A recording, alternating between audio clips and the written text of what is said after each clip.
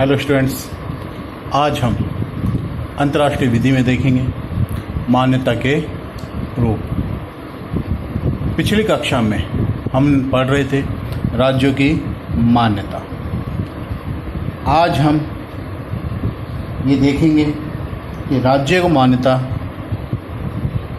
दो प्रकार से दी जा सकती है। नंबर 1, अभिव्यक्त मान्यता। अभिव्यक्त मान्यता। सेकंड है आपकी विवक्षित मान्यता।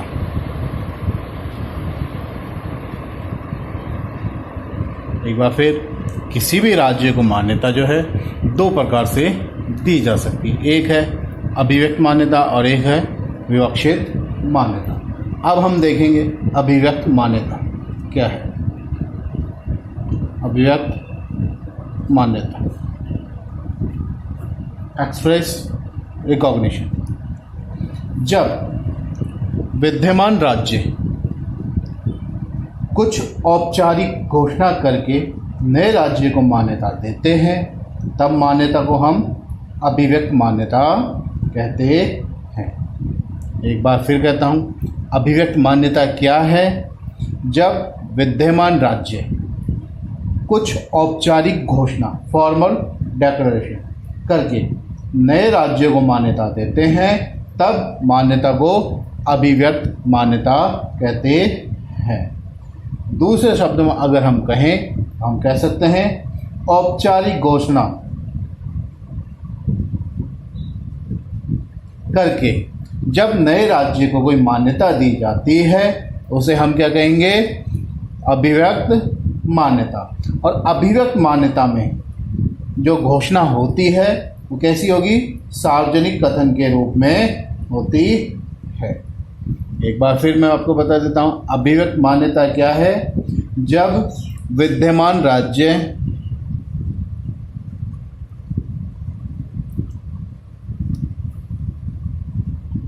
कुछ औपचारिक घोषणा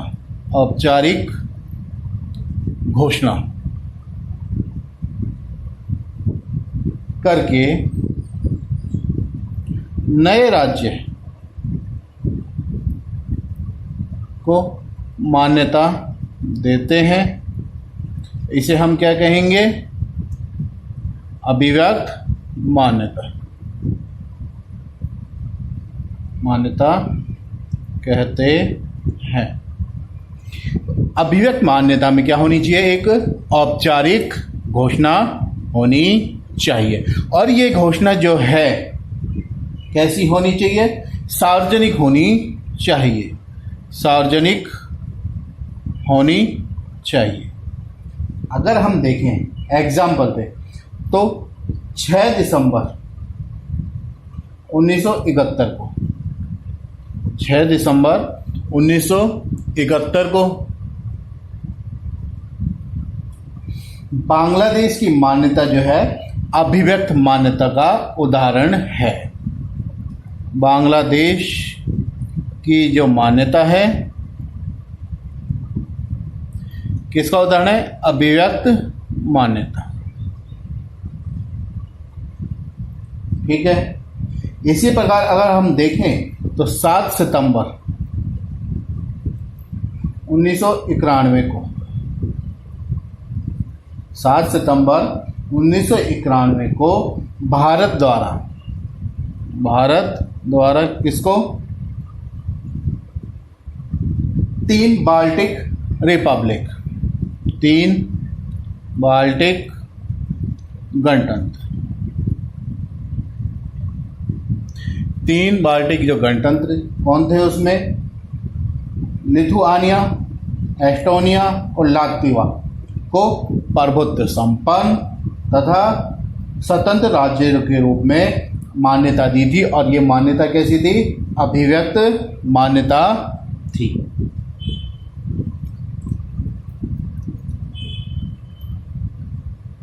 लिथुआनिया को दी थी, एक दी थी एस्टोनिया को, और एक थी लात्विया। इन तीनों को जो मान्यता दी वो कैसी दी? अभिव्यक्त मान्यता दी थी। इसी प्रकार से अगर हम देखें तो 2008 में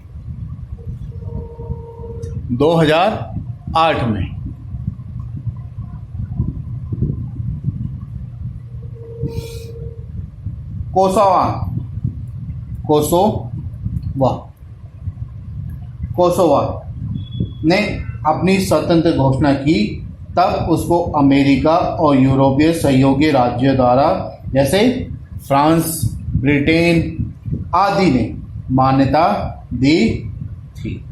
तो हम कह सकते हैं अभिव्यक्त मान्यता में क्या होता है? एक औपचारिक घोषणा होती है। यह घोषणा कैसी होगी? सार्वजनिक होनी चाहिए। और 6 दिसंबर 1971 को बांग्लादेश को जो मान्यता दी गई थी वो अभिव्यक्त मान्यता का एग्जाम्पल है। इसी तरीके से 7 सितंबर 1991 को भारत ने 3 बाल्टिक गणतंत्र लिथुआनिया, एस्टोनिया और लातविया को जो मान्यता दी थी वह भी कैसा है? अभिव्यक्त मान्यता उदाहरण है। तो अभिव्यक्त मान्यता जो होती है ये कैसी हो सकती है? आपके औपचारिक घोषणा द्वारा होगी। अब हम देखते हैं सेकंड, विवक्षित मान्यता।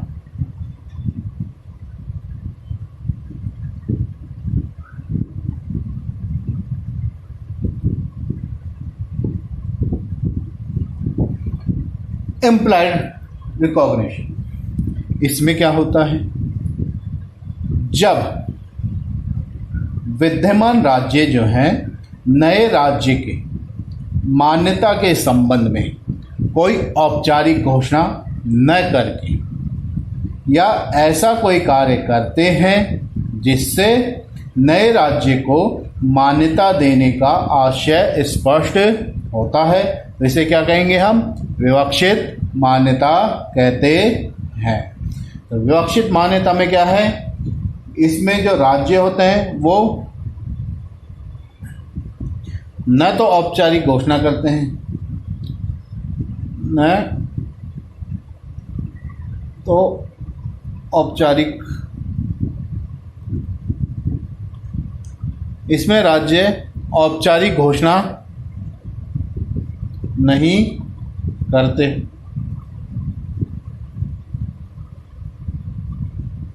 बल्कि कुछ ऐसा कार्य करते हैं जिससे क्या है? मान्यता देने का जो आशय है वो स्पष्ट हो जाता है। एक बार फिर आपसे कहता हूं, विवक्षित मान्यता या इम्प्लाइड रिकॉग्निशन क्या है? जब विद्यमान राज्य किसी नए राज्य को जो मान्यता देने का कार्य है वो औपचारिक घोषणा के द्वारा नहीं करते, बल्कि ऐसा कोई कार्य करते हैं जिससे उस नए राज्य को मान्यता दिया जाने के जो आशय है, जो इंटेंशन है, वो स्पष्ट हो जाता है। तो ऐसी मान्यता को हम विवक्षित मान्यता कहते हैं। अब हम देखें मान्यता का जो आशय होता है दिए जाने का, मान्यता देने का जो इंटेंशन होता है वो राज्य के द्वारा अकेले भी हो सकता है, अर्थात एक पक्षीय भी हो सकता है और सामूहिक रूप से भी हो सकता है। मान्यता देने का जो आशय है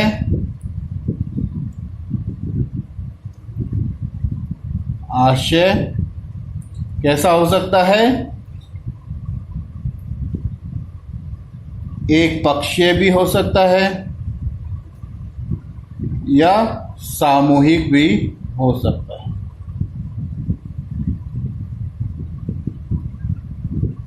आई बात समझ में? एक बार फिर आपसे बता रहा हूं, विवक्षित मान्यता में क्या होता है? जब विद्यमान राज्य किसी नए राज्य को जब मान्यता देते हैं तो वह औपचारिक घोषणा न करके कोई ऐसा कार्य करते हैं जिससे नए राज्य को मान्यता दिए जाने का आशय जो है वह स्पष्ट होता है। ऐसी मान्यता को हम विवक्षित मान्यता कहते हैं।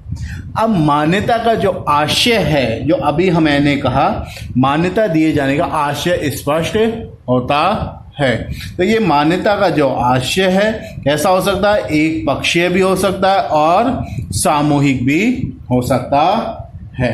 तो एक पक्षीय कैसे, हम देखते हैं। एक पक्षीय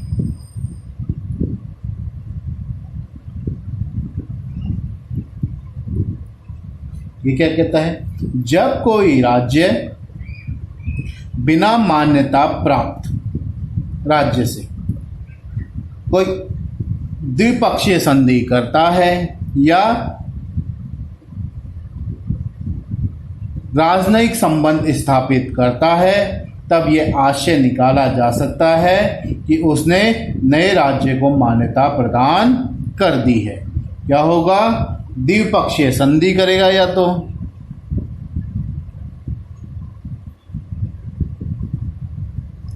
या राजनयिक संबंध।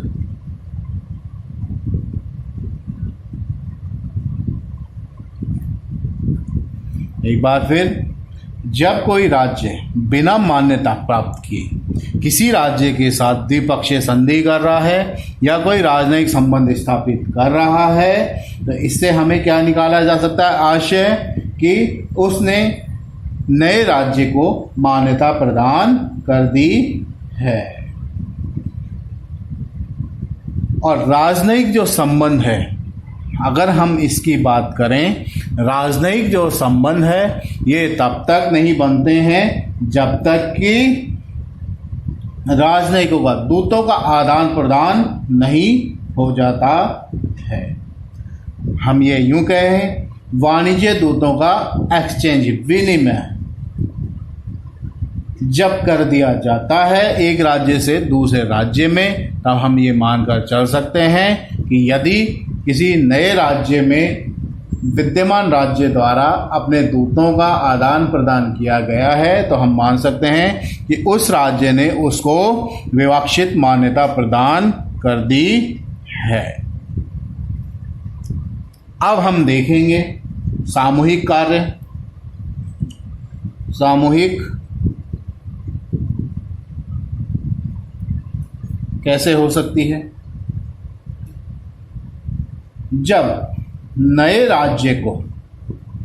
जब किसी भी नए राज्य को विद्यमान राज्यों द्वारा सामूहिक रूप से मान्यता दी जाती है, उसे हम क्या कहेंगे?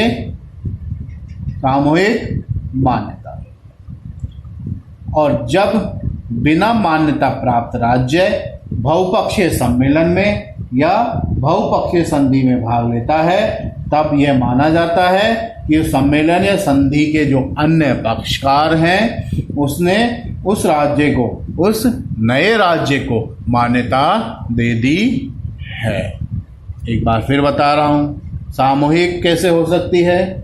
जब नए राज्य को विद्यमान राज्य द्वारा सामूहिक मान्यता दी जाती है, तब क्या होगा?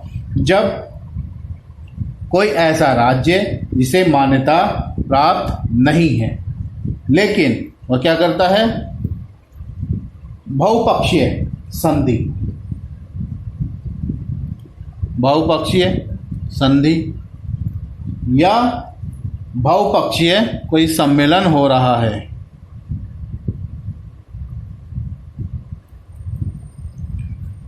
बहुपक्षीय संधि या कोई बहुपक्षीय सम्मेलन में भाग लेता है, तब यह माना जा सकता है कि उस सम्मेलन के या उस संधि के जो अन्य पक्षकार हैं, उन्होंने उस नए राज्य को मान्यता दे दी है। इसी प्रकार से अगर हम देखें तो एक है एग्जाम्पल में, जब नया राज्य अंतर्राष्ट्रीय संगठन का सदस्य बनता है। एक बार फिर, जब कोई नया राज्य अंतर्राष्ट्रीय संगठन,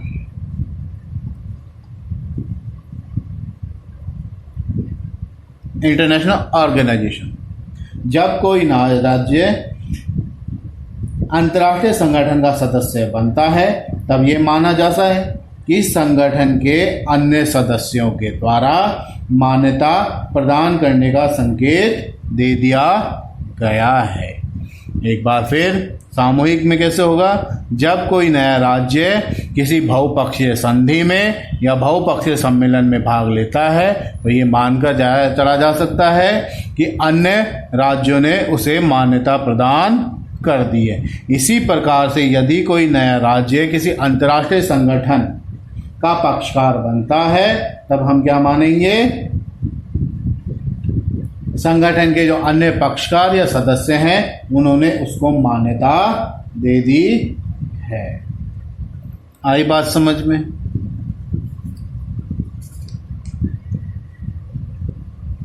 अब हमारे सामने एक मैं क्वेश्चन रखता हूं, वो ये है, संयुक्त राष्ट्र यूनाइटेड नेशन में जब कोई नया राज्य सदस्य बनता है तब हम क्या मान करके चलेंगे? उस नए राज्य को यूनाइटेड नेशन संयुक्त राष्ट्र के जो अन्य सदस्य राज्य हैं उन्होंने उसको मान्यता दे दी है। अब हमारे सामने जो प्रश्न है वो ये है कि उन राज्यों ने जो मान्यता दी है, संयुक्त राष्ट्र के सदस्यों ने जो मान्यता दी है, क्या वह मान्यता सामूहिक मान्यता की कैटेगरी में आएगी या नहीं आएगी? इसका जवाब मैं ये कहूँगा कि वह जो मान्यता सदस्य राज्य द्वारा दी गई है वो केवल संयुक्त राष्ट्र के संबंधी जो प्रयोजन है उन मामलों में उन्होंने उसे मान्यता दी है, लेकिन व्यक्तिगत मामलों में अगर हम माने तो उन राज्यों ने उसे ऐसी कोई मान्यता नहीं दी है। या आपसी संबंधों की हम बात करें तो उन्होंने संयुक्त राष्ट्र के सदस्यों ने ऐसी कोई मान्यता नहीं दी है। धन्यवाद।